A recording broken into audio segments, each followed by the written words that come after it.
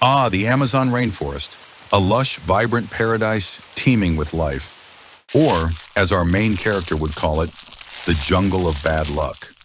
Meet the giant anaconda, one of the most feared creatures on the planet. But here's the thing. Being born as a giant anaconda isn't as epic as it sounds. In fact, it sucks. A lot. Let me explain. Imagine your birth isn't a beautiful moment filled with balloons and celebration, but a swampy mess involving about 30 to 40 siblings slithering out alongside you. Yep, anaconda moms don't bother with eggs. They give live birth. And the moment you're born, guess what? It's every snake for themselves. Your siblings? They're not cute. They're competitors. And they might even try to eat you. That's right, welcome to the family. Dinner starts now and you're on the menu. Oh, and your mom, she's not sticking around.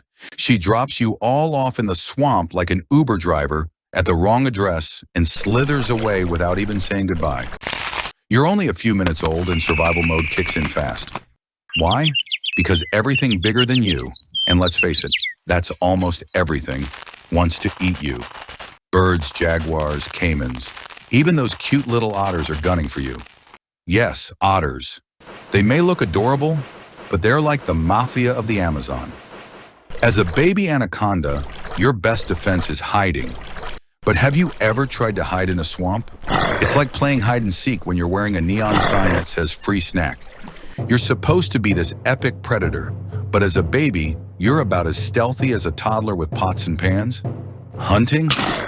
Oh boy, it's not the dramatic National Geographic moment you're imagining. Your first attempt to ambush a fish ends with you face planting into the mud. Then you go after a bird, but it flies off before you can even pounce. And the time you tried to catch a frog? Let's just say the frog got the last laugh. It's embarrassing. You're supposed to be an apex predator, but right now you're just a slimy noodle failing at everything.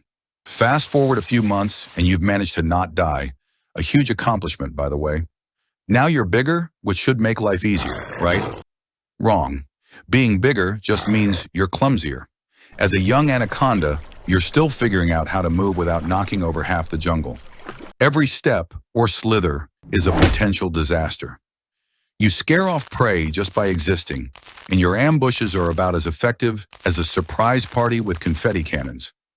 Life in the Amazon isn't just about survival, it's also about drama. Everyone has their own agenda, and you're caught in the middle. The caimans are plotting their next meal, the birds are gossiping in the treetops, and the monkeys? They're throwing stuff at you just for fun. You're not just a snake, you're a reluctant cast member in the jungle's longest-running reality show.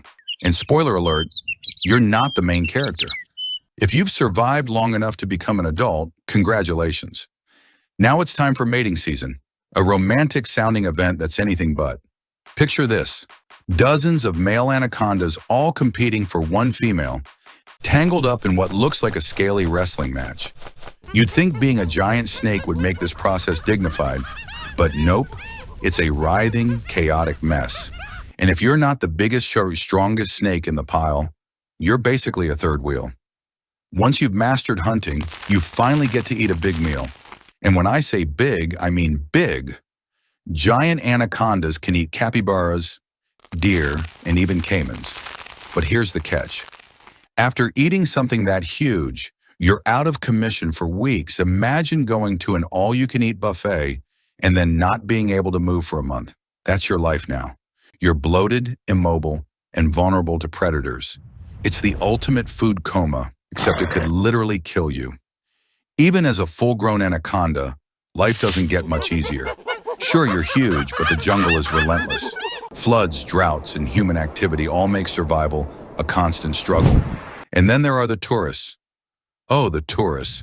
They come into your swamp with cameras, acting like they're on a safari, yelling things like, "Look, a giant snake," while you're just trying to nap. At some point, you can't help but wonder, what's the point of all this? You're an apex predator, but your life is a never-ending cycle of hunting, hiding, and trying not to get stepped on by a jaguar. You're not building a career. You're not writing a novel. You're just a giant snake in a swamp, doing your best to stay alive. It's a lot of effort for very little reward. Here's the kicker. Despite all this, people think you're terrifying. Humans are scared of you, calling you a monster and making horror movies about you. But if they knew what your life was really like, they'd probably just feel bad for you. You're not a monster. You're just a stressed out noodle trying to make it through another day in the Amazon. So why does it suck to be born as a giant anaconda? Because your life is a mix of bad luck, constant danger, and awkward moments. You're a creature of legend, sure, but legends don't pay the bills or save you from otters. Life as a giant anaconda isn't glamorous. It's messy, chaotic, and downright ridiculous. But hey, at least it's never boring.